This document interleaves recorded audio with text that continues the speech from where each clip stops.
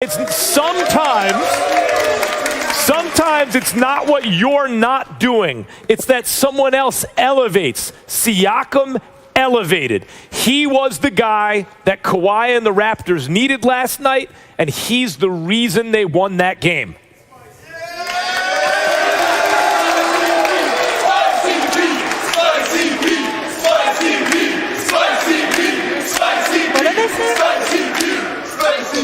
What are they saying? I hear Spicy P. Spicy. Got it. Spicy. So I'm Spicy. supposed to Got it. sit here. I'm supposed to sit here and surround myself with folks serenading a professional male athlete whose nickname is to. Spicy P. Don't hate.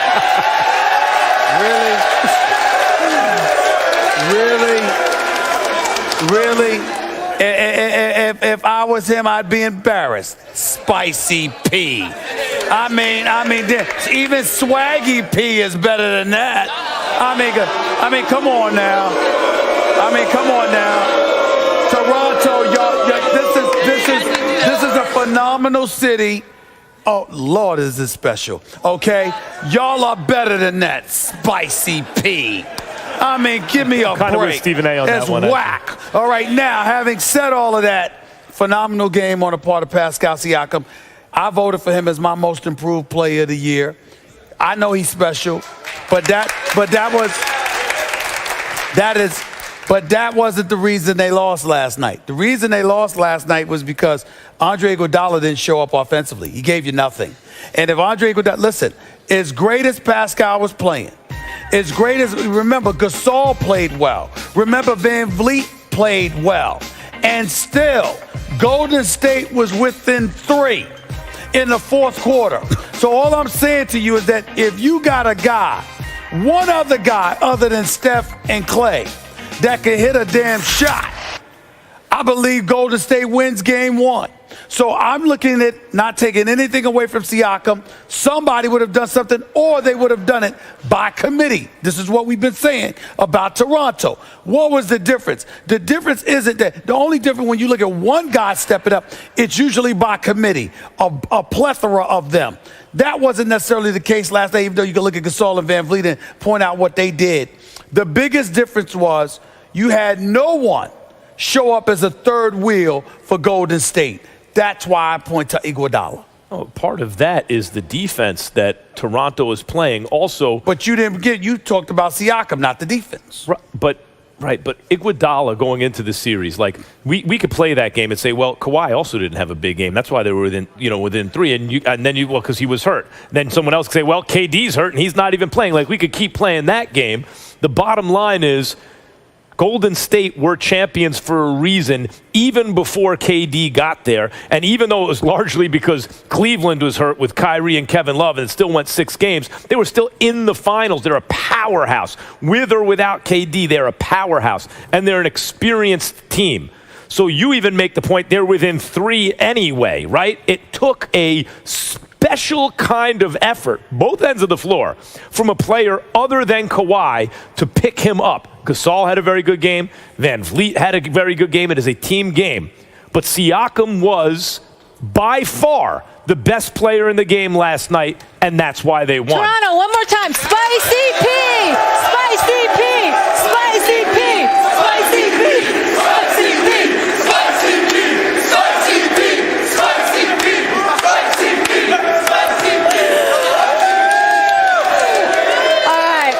Wow. Thank you, everybody. P. We just needed to do that for Stephen A. one more time. I just need to put a smile. That's just embarrassing. I need to see those white choppers as one great more of a time. city as Toronto is, Max, Spicy P. How impressed were you with Steph Curry? Because he had a game-high 34. I got to say about Steph, and I'm nitpicking now, I would have liked to see him. I felt he asserted himself at times in that game. But when it was a 3-point game, I didn't see him do it then. Now, it's a little nitpicky because how do you get it to be a 3-point game? Because he had to bring them back from it. Like they were, as I said, Siakam was outplaying everyone.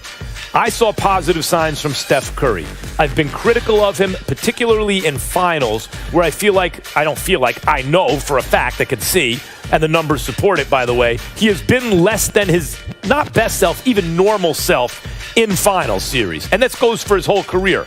I've seen positive signs. I thought he was really assertive, Stephen A., putting the ball on the floor, drawing fouls when his team needed to, keeping his team in the game. If he continues on that trajectory, I think he can put to bed the idea that he hasn't played his best in the finals. Look, these stats that you see with Steph Curry, Wilt Chamberlain and Michael Jordan, these are the only players to score this many. Don't give me that. The Golden State offense is what it is. He's a great player. I get it. When they've needed him most, he's been less than his normal self. I think that may be changing. I saw positive signs last night. Definitely, if he's hitting shots, obviously, that's going to be a big deal. If he's finding himself open, moving without the basketball, that's definitely great. They started out the game, Kawhi was on Draymond. So that kind of surprised me a little bit because you sort of, that was your first indication that he might not have been all there because Kawhi 100% damn sure would have been on one of those two, Clay or Steph Curry. So I look at it from that perspective. Watching them, I think it wasn't even the fourth quarter. It was more like the third quarter. They kept fluctuating between 6 points, 7 points, and then at one point in time they pulled within 3. But in the end, my point is they were right there to take over the game with the way Steph was shooting the ball if somebody else had showed up and made shots. And I think that's the difference. Obviously, the Toronto Raptors defense has something to do with that. But to address the subject of one particular player, we can look at Pascal Siakam and point out the excellent play that he put forth last night. Yeah. But I'm just looking along the lines of the fact that Golden State, despite not having their A game, their bench still outscored Toronto by 11, and they were in distance to really catch it, and they couldn't close the deal. You mentioned Van Vliet. The thing about Steph and KD is they're two MVP level players because not only can they shoot the lights out, but they can put it on the floor and get their own shot, right? Yeah. There's no one really on the Golden State bench that fits that description. Like Kawhi can do that, and Kyle Lowry can do it, though he doesn't always do it in the playoffs. Van Vliet can come off the bench and do that. Golden State doesn't really have that guy, so it's really on Steph. If only Golden State had more talent. They need Toronto, more. how much do you love Drake? That's what I thought.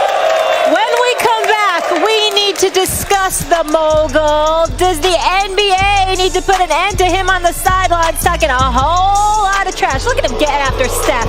I've been waiting for this topic.